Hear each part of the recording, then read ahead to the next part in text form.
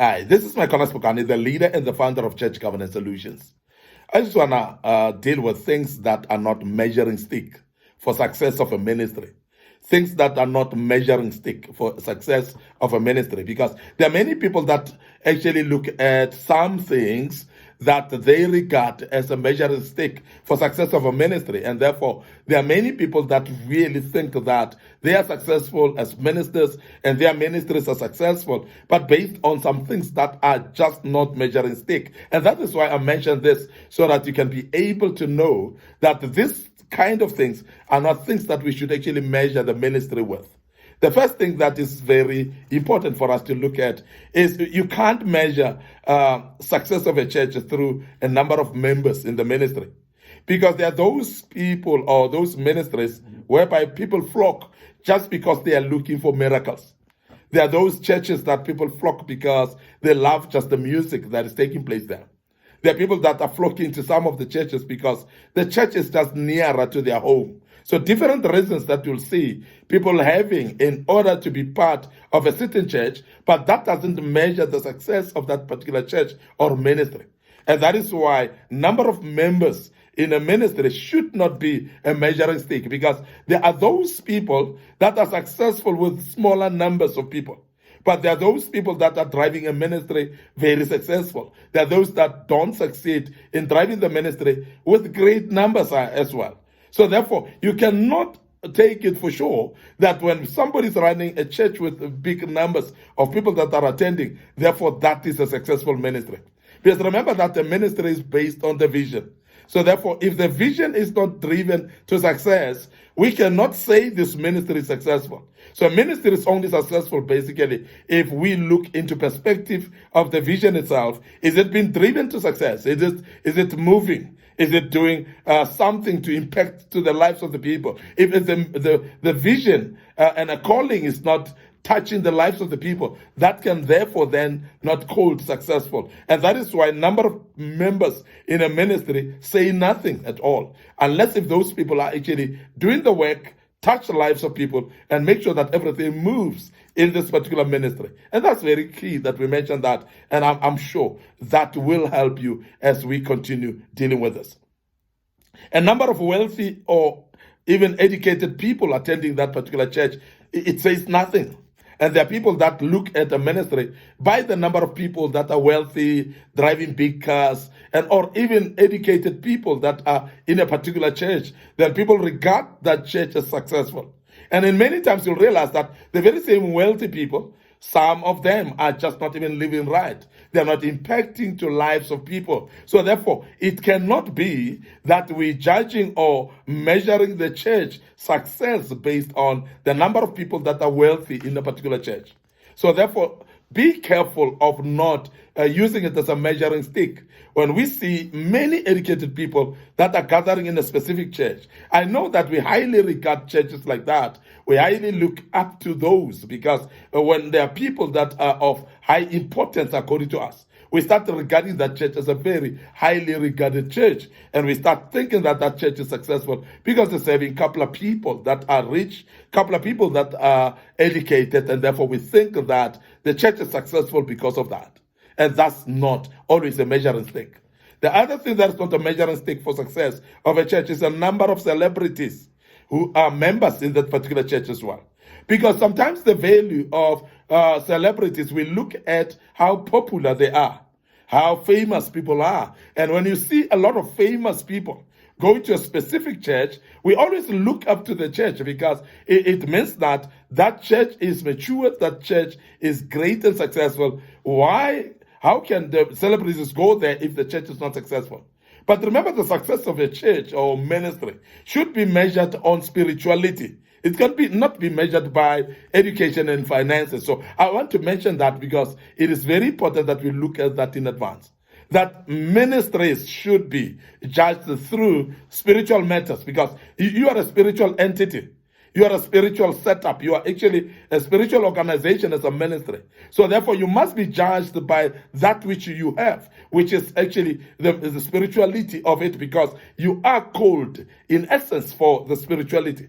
So therefore, we are emphasizing the fact that a number of celebrities should not be a determinant. They should not be a measuring stick for a church for us to say it is successful. So therefore, we must always be careful that even though there are celebrities in a particular church, that church may not be necessarily successful. And that is the reason why we want to speak about this topic, so that you are careful and aware of it, and make sure that you know that it's not the number of celebrities that will determine the success of the church. The other thing is size and beauty of the building.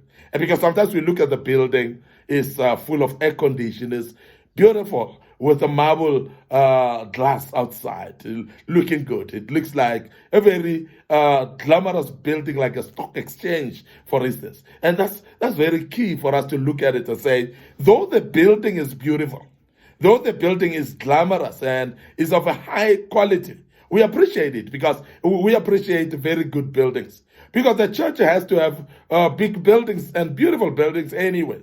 Because that's the only way that people are going to be comfortable in the church. And it is not godly that people be uncomfortable in church. So therefore, it's not spirituality for you to be in a place where people are uncomfortable. So therefore, as a pastor, make sure that you get this big building, get this beautiful church, get this beautiful building. But I must still emphasize that it will not be a measuring stick of success when you've got this big, beautiful building.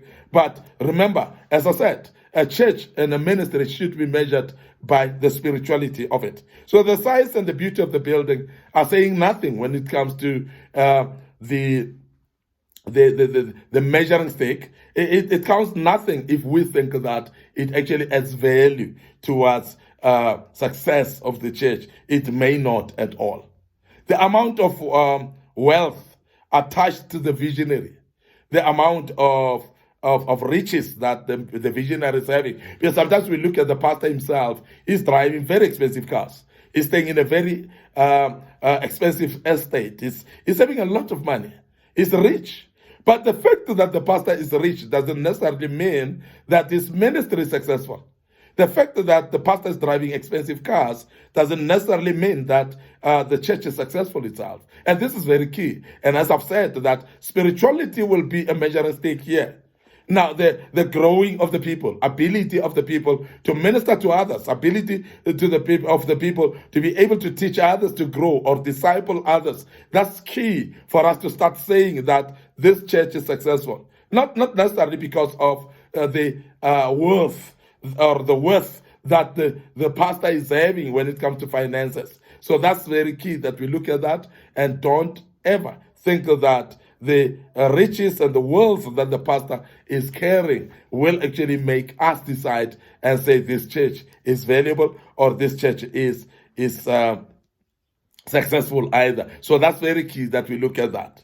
Now, I want to also mention that the amount of miracles performed in that particular ministry should not be determining as well that the church is successful. We've seen false preachers coming and imagining to perform magic that looks like miracles. We have seen the so-called miracle monies.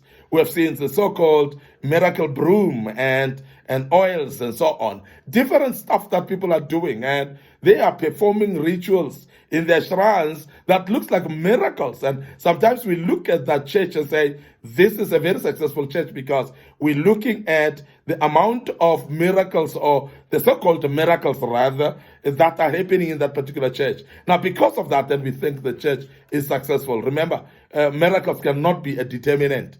Miracles cannot be a measuring stick of success in any church at any given time. So please be careful not to measure the church based on miracles either. Number of gifts operating in the ministry. We might be having prophets in there. We might be having very powerful preachers in the particular church, or even maybe powerful singers and musicians.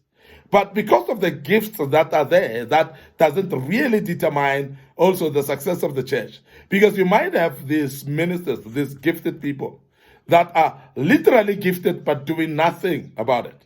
Literally gifted but are not impacting the lives of the people. Now, when you are not impacting the lives of the people, we cannot even speak anything to do with success, because the success should be measured based on the impact that you make on the people that are the recipients of your ministry. And that's very key.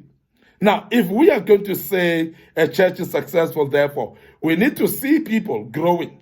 We need to see those people being able to touch lives of the people, to be able to minister to others successfully and disciple them for them to do well. And that's very key. And if we are going to emphasize that, I will never be able to emphasize that enough, because that's a very key point that we need to look at. I want you to also look at that the fact that a number of international countries that the visionary has traveled to and visited will not determine the success of the church. It may determine the success maybe of the minister or the visionary himself, but not the success of the church, because the success of the church is not going to be determined by how the pastor has traveled. Because some of the pastors are actually traveling all over the place because God has opened doors for them, because God has actually opened ways for them to go and minister somewhere. And we know that it could be that people love them to come and minister to them. But you find that their own ministries are not even matured. Their own ministries are not successful at all. They're forever on the road. They're forever flying all over the continent or all over the world, going to minister here and there. But you find that this particular minister, their ministry is not successful at all, because it cannot be determined by how much you travel. It cannot be determined by how many countries you've been to as a minister. And that is actually a wrong measuring stick to look at. If we are going to look at a measuring stick like that and think that the church is successful because the pastor travels a lot, and that's not on. Now, I want to end up here today. Your host, Mike Spokane. I wanted to look at this topic and think about it and take some time in analyzing it. You'll realize that it's very important that we don't have our own fake measuring sticks of success in the church, because otherwise we'll actually push the church to a wrong direction. I want to end up here today, as I've told you, and your host, Mike Spokane, the leader and the founder of Church Governance Solutions. And I want to invite you as well that you like our YouTube page and our YouTube channel. You subscribe to it so that you don't miss any of these teachings that are very, very important for your church. As Church Governance Solutions, we love you, we appreciate you, and join us as we deal with another topic tomorrow. May the good Lord bless you, and cheers for now.